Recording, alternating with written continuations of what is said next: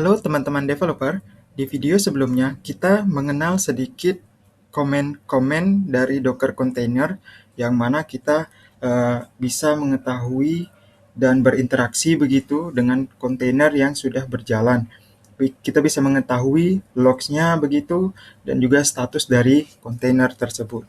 Nah, di perintah terakhir yaitu Docker container stats nginx min test begini, kita mendapatkan informasi terkait dengan memori, limit, memory usage, CPU, dan lain sebagainya. Juga ada di sini network input outputnya dan block input outputnya. Nah, kali ini kita ingin membatasi limit ataupun melimit dari Docker container yang akan dijalankan atau dibuat. Baik, ini saya clear dulu. Ya, perintah pertama itu di sini kasusnya kan sedang running ya. Di sini sedang running. Docker container sudah running. Jika memang kita ingin membuat kontainer baru begitu, dimisalkan kita buat kontainer baru, kontainer docker container run min-d, kita kasih namanya ning test 2, kalau enggak begini ya, ning limit maksudnya.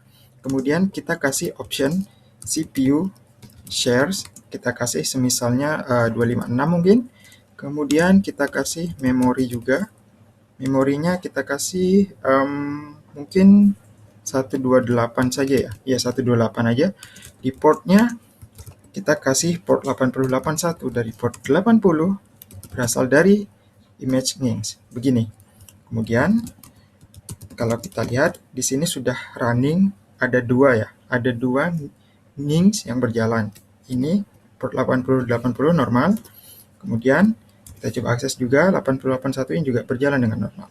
Baik. Nah, kalau kita lihat di sini docker container stats nginx limit begini.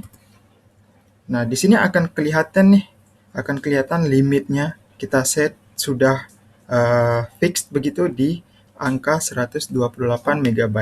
Untuk CPU-nya juga di sini tidak kelihatan karena usage-nya itu tidak terlalu berat sehingga tidak terlihat begitu, tapi tidak masalah. Kemudian ada juga kasusnya semisal seperti ini. Ini kita lihat. Nah, di port 8080 sebelumnya kita kan menggunakan perintah tanpa option CPU shares-nya, tanpa limit begitu, tanpa limitasi. Bagaimana jika kita ingin mengupdate? Kita ingin ngasih limit nih di sini di port 8080-nya yang test ini. Caranya cukup mudah. Kita cukup ketikkan perintah docker container dengan perintahnya itu update begini. Kemudian kita kasih CPU share-nya, kita mungkin tambahkan 512 saja begitu. Dengan memorinya 128 ini 8 MB dari nama kontainernya begini. Nah, di sini kan kelihatan tuh ada error memory swap. Kok bisa sih memory swap itu? Kenapa? Kita coba nih cek. Mungkin teman-teman juga jika nanti ada terkendala dengan error-error seperti ini terkait Docker container, untuk mengetahuinya itu cukup mudah ya. Kita bisa menggunakan yang namanya perintah docker container inspect begini. Inspect, kemudian nama kontainernya begitu. Tetapi kalau kita enter, di sini ada banyak sekali objek dari JSON-nya begitu ya. Nah, kita itu bisa memfilter begitu, memfilter spesifik. Tadi kan kita errornya terkait dengan memori. Berarti kita kasih spasi, kemudian pipeline, lalu tambahkan perintah min-i memory begini. Maaf. Nah, di sini kan kelihatan ada informasi terkait memori, tapi semuanya kok 0. Sedangkan tadi kan kita sudah set 128 MB. Kok bisa 128 MB itu lebih kecil dari 0? Nah, dalam konteks konfigurasi resource container ini, sebenarnya 0 itu adalah nilai default yang berarti tidak ada limit, begitu. Jadi, untuk benar-benar mengupdate, harusnya kita mengetik itu perintahnya seperti ini. docker container begini ya, kita update, kemudian CPU shares-nya masih sama 512, kemudian kita kasih memori 128 MB, dan di sini ada memori swap. Tadi kan errornya itu apa namanya?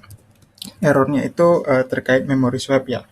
Jadi gimana ya? Istilahnya itu kayak memori swap itu kita butuhkan sehingga dia bisa running secara benar begitu ya. Jadi bisa benar karena secara konteksnya itu memori yang digunakan itu biasanya 2 kali dari jumlah memori limitnya begitu.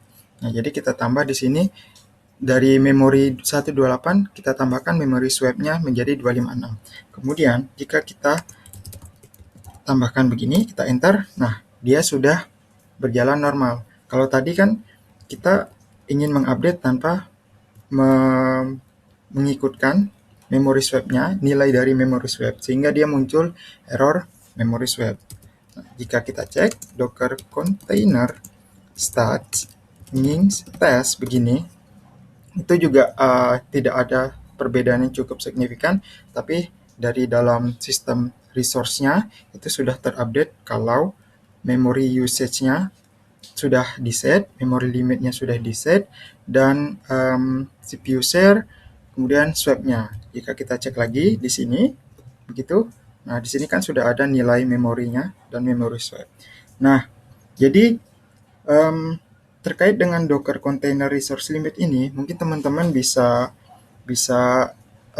coba tes-tes dengan service lainnya mungkin begitu, atau mungkin bahkan dengan aplikasi teman-teman. Tapi sejauh ini untuk resource limit kasusnya, contoh kasus yang bisa digunakan menggunakan resource limit itu mungkin ketika ingin benchmark, mungkin begitu ya. Mungkin benchmark suatu aplikasi atau database begitu, tapi itu tergantung kebutuhan juga sih sebenarnya. Jadi kembali lagi kepada teman-teman, kebutuhan seperti apa.